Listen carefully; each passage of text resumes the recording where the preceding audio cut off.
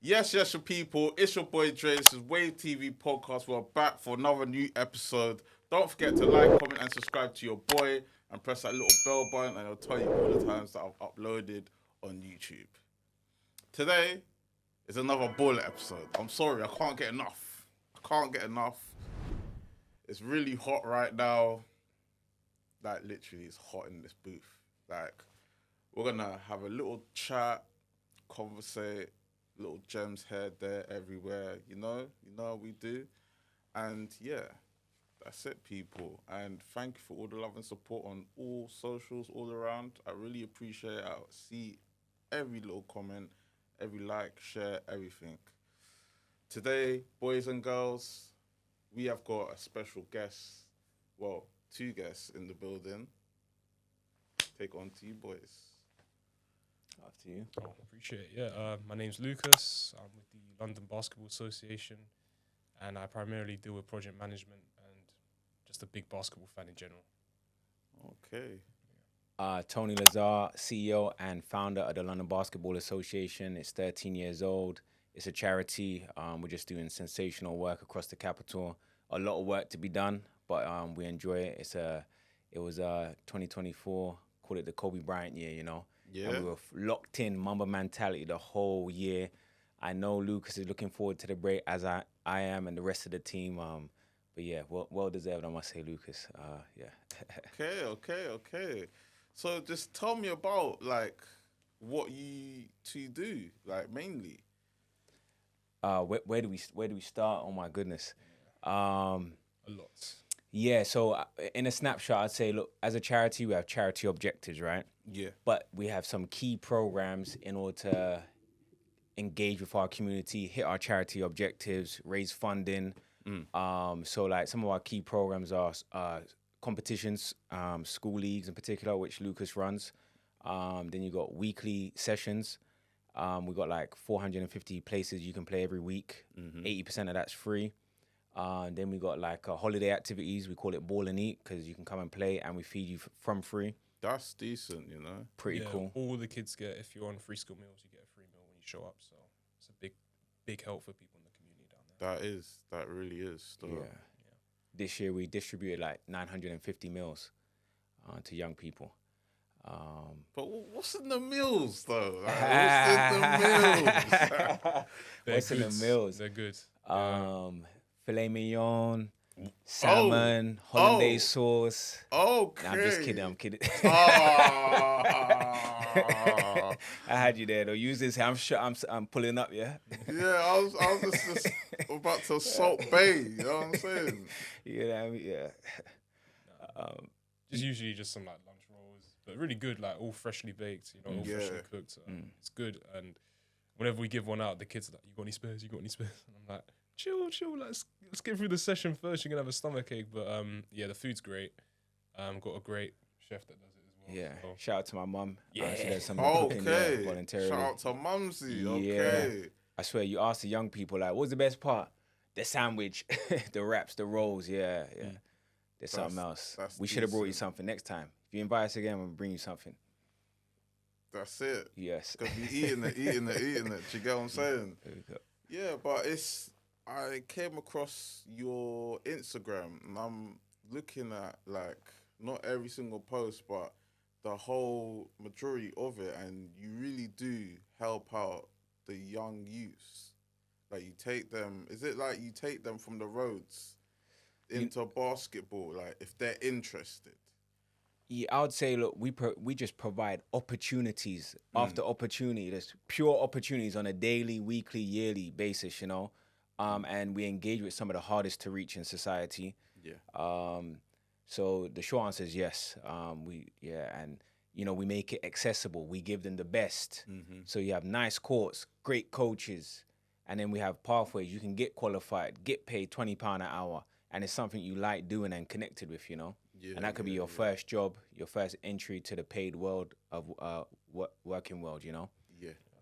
It's a big part of how I found out about the LBA as well. It was after uni. I graduated during COVID, so it was very Okay. difficult for me to find like a role within the sport that I loved, especially basketball, because even though it's growing, infrastructure-wise, it's still a big niche. So I was just looking for anything, and LBA popped up. I signed up onto the Rock program. That's where I met Tony. He didn't tell me he was the CEO, by the way. I just thought, oh yeah, he's the coach, right? Cool. All of a sudden, he's like, I tell him, I want to work on school leagues, and then I'm just doing the coaching, and Tony's like, yeah, we can give you an internship. It's just been snowball effect from there. Like, he just keeps giving me opportunities. Went from internship, part-time contract, now onto a full-time contract, and just keeps upping the levels every time. He's giving me a lot of trust to grow and develop. And he does that for everyone that comes in as well, you know, because you need help. So if you show that you can like really perform in your role, and he can see that you're passionate, he's going to be there to guide you. He's like been a big part of my journey at LBA. So Wicked. every day I'm learning something new, and it's been great because now it translates like employment, which is, you know, it's hard. You know what I mean? It really is. Yeah. So it's been a big help, and I get to play basketball. I get to work with basketball. It's basketball every day. Like, what more could I really ask for? You know, so it's just a real blessing to see how that Rock program is actually developing like young people like myself, you know, into actual working roles as well. It's a blessing, and you get to now be a part of that for the next group and the next group and the next group and so on and so forth. That's it. That's wicked, man. I love what you two are doing. I love what you're doing as well. Like, giving everybody the opportunity. Like, do you get me? Because really and truly today in this society, I would say it is about opportunities, because you do have people who are really hungry for certain things in life, but you do get the other people, and they haven't really found that path yet. And they just need to find themselves, if that makes sense. And that links onto like mental health and stuff like that. Because I'm really big, and I will back mental health a lot, because loads of my veterans, family members, partner suffer from mental health. And it hasn't been that easy, because I think it really hit when it was like COVID times. The mental health just went rocket high till now. But going back to the youth, I think loads of them, they suffer from mental health. They don't know what they're doing. They just need guidance. That's the main thing. It's just guidance, isn't it? Absolutely. See what they want to do in life. Yeah, it's tough out there for them. Yeah, we just try and provide opportunities where they can connect with in a positive environment, you know? Socialize, release some, like basketball's the hook. But actually, for me, putting the ball in the hoop is like the smallest part. Basketball's a tool. And I say that firsthand, because the reason I do what I do is because basketball helped my life. If I didn't have basketball, I'd probably be very good at doing the wrong things, you know? Yeah. But it was able to give me a channel to focus my energy in a positive way.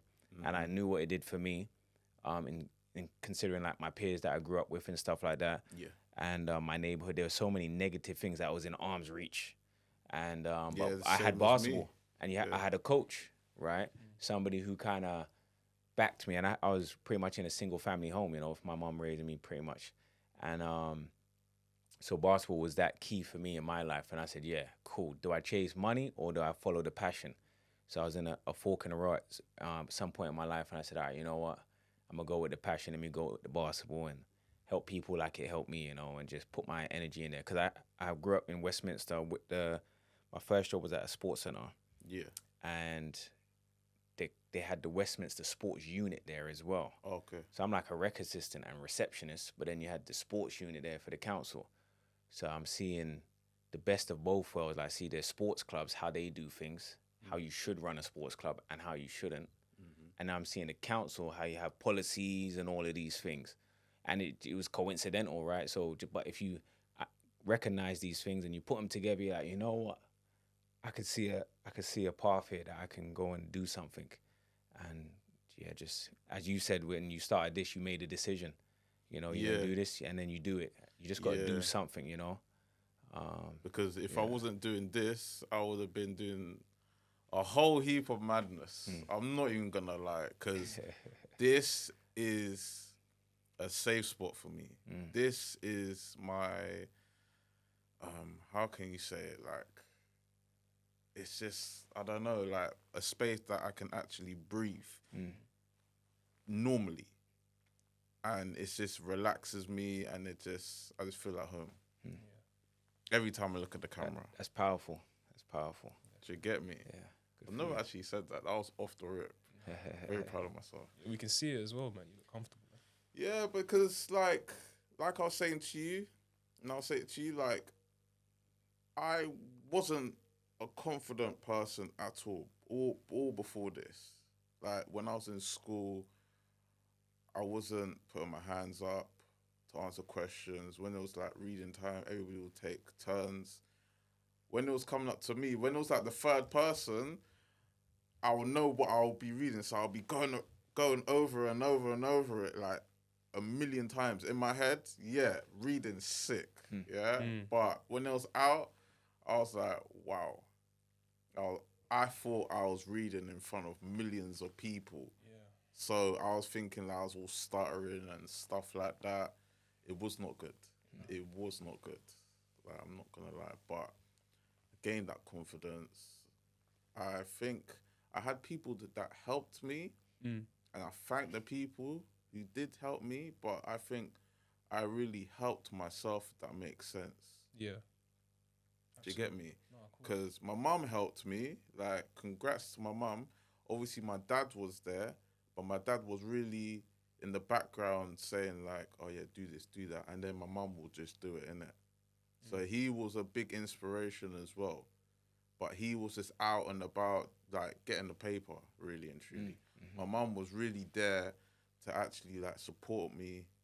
And, yeah, like I said, my dad was just saying, yeah, do this, do that. Like, because I'm not here or whatever, do this, do that. And my mum just had to take the role. My mum got me my first camera. I think my dad told my mum to do that because I didn't know what to do at that time. And this was COVID, right? Nah, this is years and years ago, innit? Years and years ago. So, yeah, like, I thank the both of them really and truly for pushing me, but I really did work on myself when I was by myself. That makes sense, innit? That makes a lot of sense because I think, as Kobe said, it's not what you're doing in front of everybody. It's when you're not at practice, are you putting in those extra work, refining yourself, getting better alone, you know, because that's where the real magic happens. You get to know yourself and you got to continue to know yourself, you know, because for real. It's an ongoing process, right? For real. Like, even speaking on that as well, I think you were talking about like education, like people performing in front of each other, and like the mental health side of things as well. I feel like the way the education system's set up, the pressure we put on children, there seems to be a lot of, I don't want to diagnose it because I'm not an expert, but you know, like a sense of like just a bit of anxiety.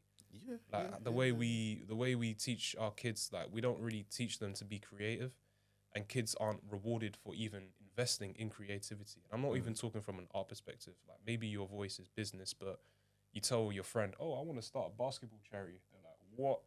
Come off it. Like, give up. Like, why are you going to do that for? Do you know what I mean? So you're like, oh, okay, I'll stick in my bubble. But I really think, like, we need to encourage students, like young people, especially when they're like 16, because that age group is key. Like, 16 is when you're old enough to, like, almost have a sense of strength and, like, power. You get all this energy, but it's also the time where you're the most vulnerable because you don't know enough about the world yet. So it's always, that age is very, like, a scary age for me. Making sure when you're mentoring the youth. But you get kids that are in school and it's like they're not really trying to like succeed, they're trying to hide mistakes and appear confident. True. That's like a big thing I've seen. Like I'll be coaching the kids at Young Hoopers, the session that we run, and they'll be, instead of like trying to be creative, they're like, oh, I just need to get to my spot. I just need to stand here and then I'll be good, and the coach won't like shout at me. And then, you know, they don't want to ask any questions because they don't want to look silly and they don't want to look dumb in front of their friends. And it's the same thing in school. Like, as long as I get this B grade, my mum's not going to be in my case, my dad's not going to be in my case, I can live easy. But at the same time, I think it prevents children from really trying to invest in themselves and find out what they desire, which is a big thing that we're trying to push for LBA because, you know, you might show up to a session and do a scrimmage, but then you'll be like, oh, actually, like, I like what that guy Lucas is doing. Like, he's leading everyone, you know, he's doing this. And then maybe you'll see that, oh, why are the hoops broken? Like, maybe I want to look into, like, can I get some new hoops up? Or, okay, but why aren't we doing this? You know, like, trying to encourage people, like, it's not just about showing up and playing at the scrimmage. It's also about finding out, how did this scrimmage even get set up? Who got the funding for it? True, yeah. Like, does this just randomly appear here? Why do we get the court for free? Who's paying for it? Like stuff like that. So, you know, when you find a couple kids that start asking questions like that, when you're actually sitting down with them and actually being open with them, it starts getting them to think like that. Whereas in school, you got one teacher with 30 kids that they're set up to fail. You know, you can't look at everyone and they got their paperwork to fill out. So I would really like to see like kids be encouraged to make mistakes so they could actually learn from it. Because I see this kid, I won't say his name, like he missed a layup and he like was like, oh, like, I'm like, bro, you just missed the layup. Like the world's gonna spin. I'd rather you miss the layup and get better versus getting a layup in every time. Exactly. But I think like that's the problem with a lot of like children. They're like so nervous that if I miss this layup or if I fail this exam, my life is over. Like, no, you're gonna be fine. Like, just as long as you're encouraging yourself to grow and learn, you're gonna have a good time. But right now, I just feel like there's a lot of like, if I make a mistake, I'm finished, and I really think that sort of thinking needs to stop, especially for the youth as well. Facts. It's very powerful. Very, very powerful. For sure. We have a saying, and we have a lot of principles at LBA. One is don't be afraid to make mistakes. Fail fast. Just because of everything you just said, you know, and that's the kind of mentality that LBA preaches and breeds, and kind of taking that from the Michael Jordan. You know, he missed more than he made. You know, and he's still the GOAT. And Tony knows first that I made a lot of mistakes when I was at LBA when I first started. I thought I was gonna get fired every single time, but he kept pushing me to learn. So you know, mistakes are a great teacher. I say mistakes. It heals stuff. Yeah, it makes you better, stronger. You learn from your mistakes, basically. Do you get what I'm saying? And that's what I say to my whole team. Like, you make a mistake, cool, but you have to get better at it. Don't do that again. Try and do stuff a better way. Do you get what I'm saying? Yep, learn do from your it. research. Like, me and my guy, Mr. TM, yeah, shout out Mr. TM. We've got a rule, just us two, yeah? We've got a rule. We do, like, for instance, in the morning, like these times, if we want to watch TV, we will watch something that will educate us in our niche, or educate us however. We go on YouTube, it can be about cars, motorcycles, whatever. Educate your brain if you're not doing nothing. And like at night time, when like you're chilled, bust a movie, like have a little laugh. Like, do you get what I'm saying? Like, it's not all about training your brain, education. You have to have a chill time, innit? Gotta get that balance in life. Yeah. That's what you have to be strict on. Like, certain things you have to be strict on yourself. You don't have to tell people, but in your mind, just be strict on what you want to do, and then you'll eventually get there, innit? No, of course. Discipline is like everything, I think. Yeah, like, discipline is key as well. And consistency. Yeah. Consistency is actually key, because I've learned that people see me like out on the road or in venues and stuff, and they say, "Oh, you're really consistent," you know? And I was like, sometimes, like, most of the times I know I am, but sometimes I'm thinking like, my guy, I missed 2 weeks, you know? Do you know that? But I don't say that. But sometimes it is good, because how I do my things, I like upload a video Sunday, the next Sunday I might have 2 weeks off after that, because you always need that break. You always do. Or a week off.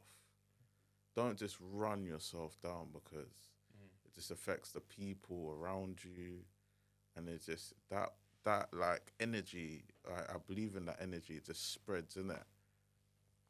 But that's just me. Do you even like pre-record videos as well, just to give yourself that leeway? I used to, but then I just do it off the rip. Just do it off the rip. I'm that confident, I just do it off the rip now. Yeah. Obviously, I'd still look at the footage, but what I do, and which will sound proper weird, yeah, but I can, cool, this podcast can be edited, yeah, but I don't just sit and watch it. I need to be doing stuff on on the journey, like do like inputs and stuff like that. That's what I do.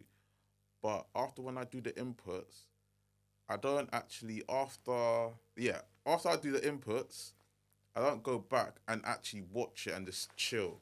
I don't do that. I just let it run, render, boom, on YouTube. How many episodes have you done now? With Podcast Room here, this is my 20th episode. Okay. And you said you've been doing this for like 4 years, right? Yeah, this is season 9, if I'm correct. That's wild. Season 9. But season 10, I've got big plans. I might bring back some people. You never know. I might have a big group session with loads of creators. You never know. But And can you see the growth from season 1, season 4, season of 6, course, season 9? Of course, Yeah. with quality, sound, the people as well. What's been like the biggest, most significant thing, or top 2 or 3 things? Top 2 or 3 things. Oh, what? Am I getting into? Yeah, we just like to learn, you know. As well. Damn. Okay, We like to learn, like you done your, because this is a nice room, by the way. Like it's really nice. It like, is. This is my dream. This is one of my goals that I want to pursue in life. But what was the question again? So, through your 9 seasons, what's been the most significant pieces? You know, maybe top 1 or 2 or 3 things. You know what? Like if you was to look back and be like, you know what? At this time, this thing happened, and that just took us from here to here. Or, I don't know, when you learned something, I don't know. I think my one thing is just bringing on inspiring guests to show the people that guest is who they are on camera, but you will know their outside background, like behind the camera, if that makes sense. And it's a more eye-opener. Okay. Do you get me? Because I had a guy, shout out Biggie, yeah? You're my dog. Biggie's on TikTok. Inspirational person. He's a big lad. Really big lad. And then one day, he went skinny. But that is his story. But his story as well, he was struggling from mental health, hair there everywhere, and stuff like that. He's a comedian as well. He's really funny. And I only figured out the other day that he's my cousin. Yeah, it's crazy. It's crazy. What, like a 10th cousin or something? Or He's my actual cousin. Yeah. Yeah, he's my actual cousin. That's And crazy. then we only found out, like, about 3-4 months ago, because we started connecting the dots. And then he was like, "Right, you know this person, right? You know that?" And I was like, "Yeah, I do, bro. I'm not even gonna lie." But he's a really funny geezer, and he's really down to earth, and he really did explain why he done that, how he was feeling, his mental health. Like he's still on his music thing as well. He goes on TikTok live nearly every single day. He just sprays random bars, shows love to the people. That's what I like, innit? So yeah, my number one thing is bringing on inspirational people that who's got some kind of consistency. Because if you don't have some kind of consistency, this is my strict mind now. If you don't have consistency, there's no point bringing you on to something and you can't back yourself up. Yeah. It's like I'm at the table and you're giving me an empty plate. I want that plate full. I want that plate full. Oh, of course. Do you get what I'm saying? They say it gets hot up in the kitchen. You just have to serve the people. Do you get what I'm saying? You have to serve them. Don't make them get all hungry. You have to feed them. So yeah, it does get hot up in the kitchen. But yeah, I would say that leads into that collaboration thing as well, right? Yeah. I feel like yeah. Tony can attest to this, you can attest. We're just speaking about outside, like people in this country, like people love to hate on each other so much, and I can't understand why. You said it's getting hot in the kitchen. Like LBA is, like you say, it's a tool. Like we're here to serve, but at the same time, if you're able to get that from somewhere else, we're also happy at the same time. Do you know what I mean? Because as long as the game is growing, we're keeping people safe and giving them an avenue and outlet, then we're all happy. But I think people don't understand there's a lot of space for growth. Like just because you're Wave TV, like if you're getting angry at another podcast, it's like you said, that energy is going to them now. Like instead of you focusing on what you're doing and your ability, you're focusing on, oh, how dare this other podcast take my booking slot? And you know, it's maddening to me. But because for basketball, I just want to see this country do well. I want to see the Super League be successful. I want to see Great Britain winning, you know, Euro Cup, you know, all of this stuff. You know, I want to see basketball win. So I think, you know, if you're in the kitchen, as you said, and you want to be serving people's plates, like maybe someone's better at cooking this dish than you are. Like let them take care of it for you. Like we're all in the kitchen together. Like I don't care if you know, just, you know, shout out the guys like SBB, ISO Hoops, UDFN. Like I want to see them do well. I want to see us do well. I want to see Tony do well. I want to see me do well. Like. But there's stuff that I can't do, so it's good when you can actually like lean on other people and collaborate with each other instead of just like tearing everyone down, thinking I need to be the top dog. Like, nah, it's fine. There's plenty of room to grow. Like I feel like people need to just uplift each other a lot more, work together, like you said, which I think you're doing a really good job of doing, because you get to hear like different stories and what they're saying, and then you can use that for your next episode, or like I can see what you're doing in this room. I can take this to a conversation and totally be like, oh yeah, I like how he did this. I like how he filmed that. Like. We should take that into our own like social media marketing. So everybody eats, like you said, no empty plates. That's what we want to see. All my team, we got to eat. Do you know what I'm saying? We have to. Yeah, I'd add on to that. You know, you gotta be an expert in your industry. You know, take your craft serious. Like and you know, make the people around you better. I think we're saying as well, you know. Positivity. Yeah, it's not easy, you know, but you gotta come with the right mindset. Put that positivity in your mind. It's powerful what we're doing, and I love what you're doing as well. Thank you. Yeah, I love working with Lucas. You know, one of my coaches, shout out James Markham. Back in the day, we started London Pioneers Basketball Club. Is that how it started?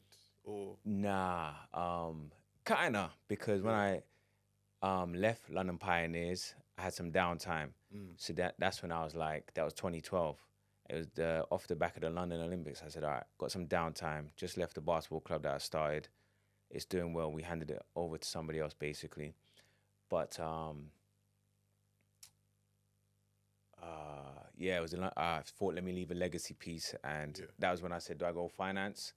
Try and make the money, the big bucks, or do I follow the passion, you know? And that was 2012. Yeah. But my coach, James Markham, he was like, when we was doing Pioneers, he said, hey, the people that you bring around your team are probably the most significant people, because they're either gonna make your organization or break it. So like, I always kind of have that in the back of my mind, you know, when people are coming in, even though in the beginning days, you know, it was just me one.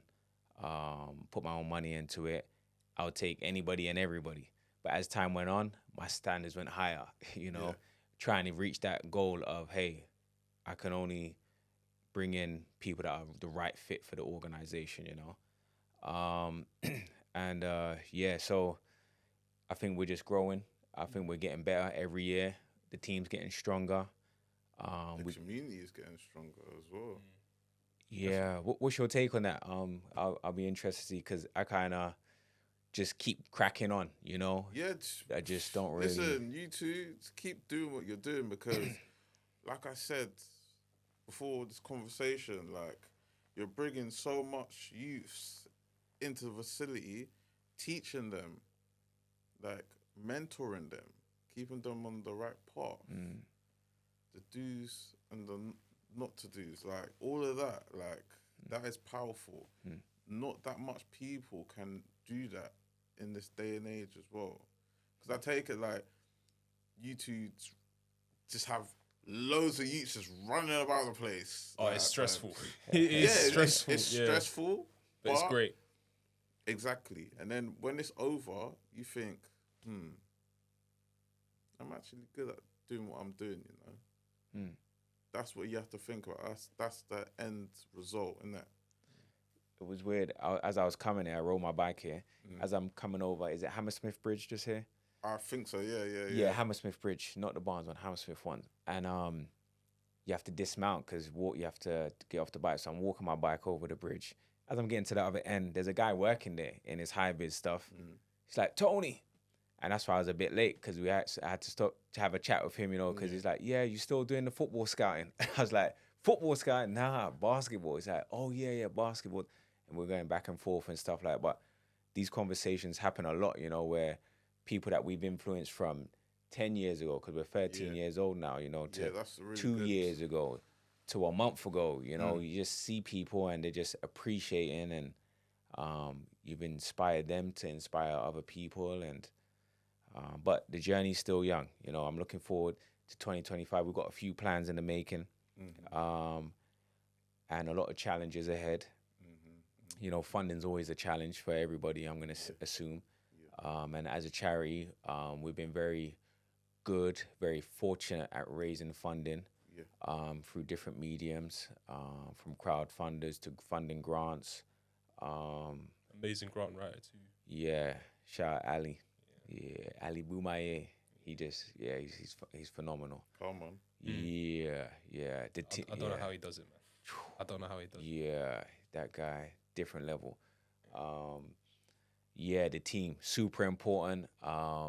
We have like 70 interns a year that come in and work in our office, right? Oh, is it? Yeah, it could be like, ideally it's 3 months, at least twice a week, you know? Yeah. But sometimes it's full time for 2 months or something like that. It varies.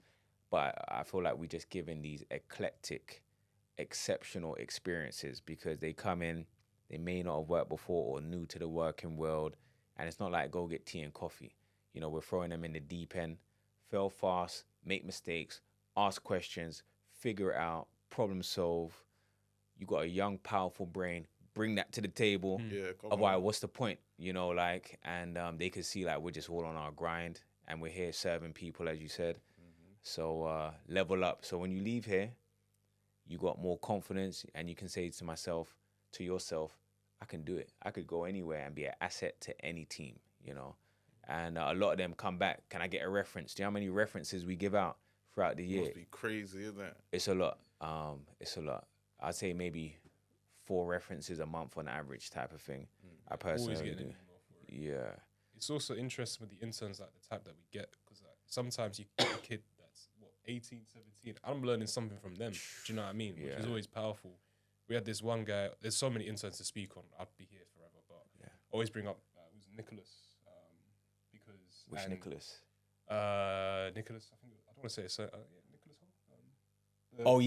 So there was 2 in particular that really inspired me. Like all of them have, by the way. So if I don't say your name, please don't shoot me. But yeah, Nicholas and another guy was Gabe McPhail. Like Gabe, when he came in, he really showed us like how to produce like content that it resonates with our community. Came in and like smashed every record, and he gave us a big boost that Philip and I'd say myself and Kamar and we've been really trying to push out, because we had the Team USA tickets that we got, and he made a video doing like a giveaway. Shattered every record that we have, like viewership wise, and you know we were able to take a bunch of people to the game as well, which was crazy. But Nicholas, he was like to me, I'm just gonna like reach out to a bunch of NBA players, and I was like, oh yeah, sure, all right, mate, all right, you know what I mean. But I just said like, okay, maybe don't try and DM the NBA players because they never respond. Like, try and reach out to an agent. I thought nothing of it. All of a sudden, he comes back to me, Lucas. Yeah, I found OG Anunoby's agent. We set up a meeting with them. I'm like, you're gonna get me fired, man. Like, you're making me look bad. You know what I mean? But it humbled me as well, because I was like, why did I have that hating mentality again that we're talking about? Like, he just said, yeah, I'm gonna go message OG Anunoby now, and then boom, we're in a meeting with his agent. You know, and they really liked what we did. Really powerful. Yeah, You know? it was insane. That just taught me again, like Lucas, like, don't ever get comfortable again. Like, come with that same mindset, because you got this kid here who's reaching out to all these players, getting all these collaborations. He was able to bring in, it was Josh, I don't know how to pronounce his surname again. I think it was DJanology, something like that. London Lions player. He was able to come to one of our camps off the back of him. And we even had, he was Rich Asu. He's a UK born. He plays D2 NCAA in the States. So when he came over, our kids are looking at Josh, the London Lions player. They're looking at Rich, you know, the guy in the States, and they're getting inspired because, like, all right, you're not listening to me, but like you're gonna listen to these. Like this is where you want to be, right? Like you want to be playing London Lions, you want to be playing in the States, you want to get a scholarship, and that all came from an intern. Do you know what I mean? So again, it's just what you can learn from them as well, what they can bring to you. Like it's a real blessing because again, it's just bringing that collaboration. So when someone's coming in with fresh ideas, and then Tony's like giving them that experience that he already has, it's like a perfect mesh. It just all works together. So it's amazing, like the types of people that we just bring in and just compete, because you never know what you're gonna get, and you're never gonna know where they're gonna grow. Like maybe you think, maybe they're not gonna be the one, and then all of a sudden they're running the whole thing for you. Like Luca came in, shout out Luca, he ended up running one of the camps for us just because, you know, a coach dropped out, and then, you know, he'd already had the experience, he had the safeguarding, so I was like, maybe you need to do it, and he just ran the camp. I was like, wicked. what? And I feel like his confidence just grew, went way up there when he was with us. Yeah, it was insane. So it's just a blessing to see, really. Like you can just see, like it's continuing to grow more and more, and you're just getting different people in. And when they come back, like you said, it's just great because, you know, if they don't like where you are, they're not gonna come back. So the fact that we keep getting people saying, "Can I get this interview with Tony?" or "Can I get this reference with Tony?" Like it just shows that we're doing something right. At least. Yeah, because I see you lot on your charity work as well. Like you lot smashing it. Tell me about that as well, like. I think we put out our Spotify. What is it? Top 5 shout out Philip for that highlights of the year. Shout out to Philip. He joined us this year, Philip, actually, through the Jack Petchy Foundation internship scheme. So he's with us full time through them. They pay for 90% of it, and then we cover the other 10. But it kind of showcases. He came in. He raised like £70,000 through crowdfunding for us. And remember, this is like he hasn't even been with us for a year yet. You know. What were some of the other stats? We engaged with 3,061 unique participants throughout the year. What else did we gave we had over 45,000 hours of activities and most of that's free of charge as well, at least 80%. I mean, but I was going to just go back to that last point, if you don't mind. So we get some great interns, and that's fantastic. Sometimes there's the other end of the scale. To touch on Lucas's point, we get young people in that'll be on their years in wisdom. That's what you touched on. But then sometimes you're thinking,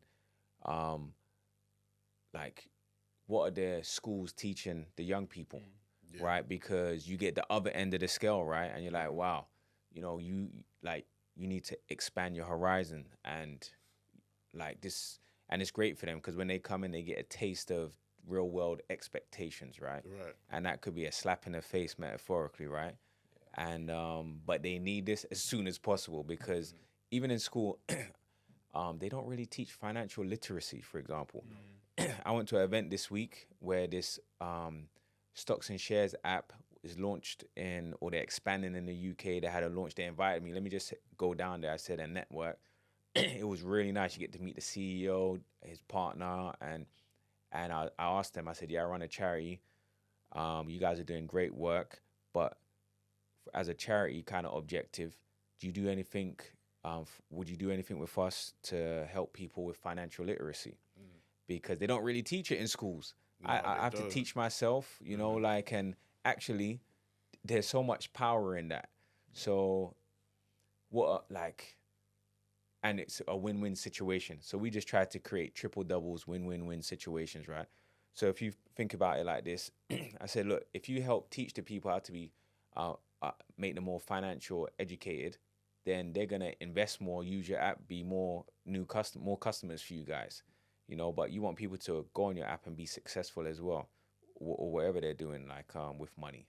But it's crazy. I don't understand how we're still not in school teaching about debt, interest, stocks and shit. S&P 500. Do you know about S&P 500? Oh my God, I can't believe when I found out about it. And this is recent. I wish I knew this information 20 years ago.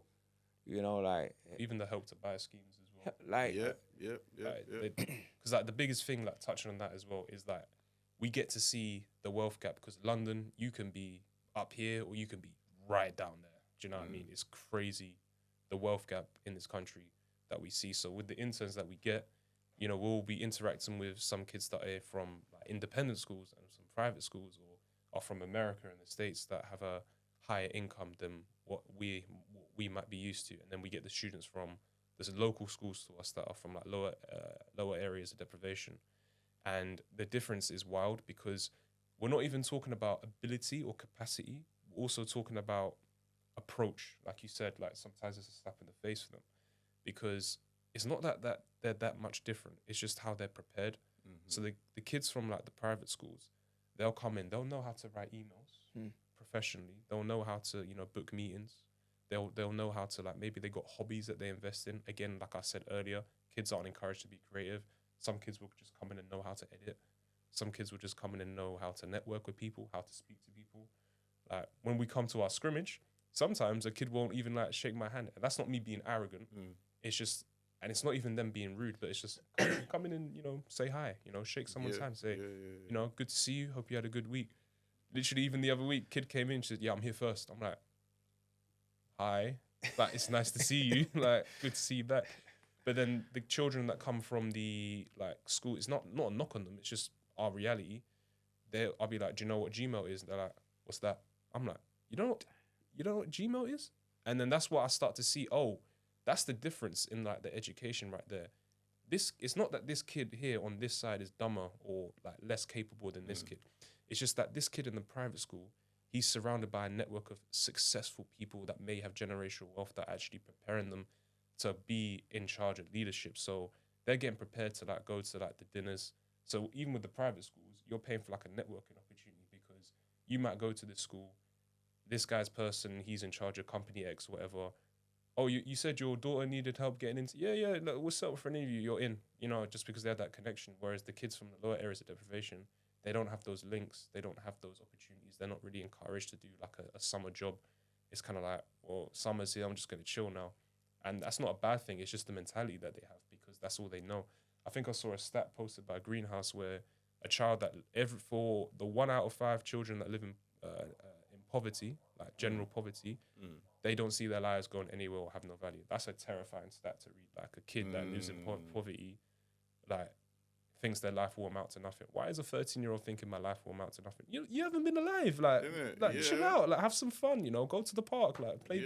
Come to our sessions. Play basketball. But that's just the difference. Like the kids from the private schools, they're encouraged to actually chase their passions because they have the privilege and the means to do so. That doesn't make them bad kids. It's just what they have. If I had it, I'd be doing the same thing. But for the kids from like the lower deprivation, like, you know, you said your dad's out there getting the bread. I'm not going to speak on that because I don't know you, but like, I'm sure your dad loves you and, you know, but maybe he just doesn't have the time because he's having to get that work to support what you're doing. And, you know, and then it puts a lot of pressure on your mum. Like I grew up in a single parent household too for a bit. Like time, like the rich people, they have time to invest in their kids. Whereas maybe for guys like us, like it's tough. It is really, really tough. And you have to make something out of nothing, innit? Yeah. And that's when you get that with the kids that we see. Like, you can see on their faces, like they're just going through something. Like they're just like, it's crazy. It's a bit mad. It's crazy. If what do you tell? Like, this is a question to both of you. What do you tell? Like, what do you call them? Is it a team? Like a quote? Like, what do you tell them all the time, just to, you know, make them in a positive mind, if that makes sense? What, like interns on the court, I'm trying to put myself in a situation.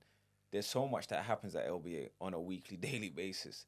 And well, for me in particular, I can't speak on Lucas as much, but I will go from talking about leagues to talking about funding to talking about data to meeting with the council. So like I've done everything from, I guess, top to bottom, right? and I used to do most of it myself, but the team's grown. And so if I was on the court,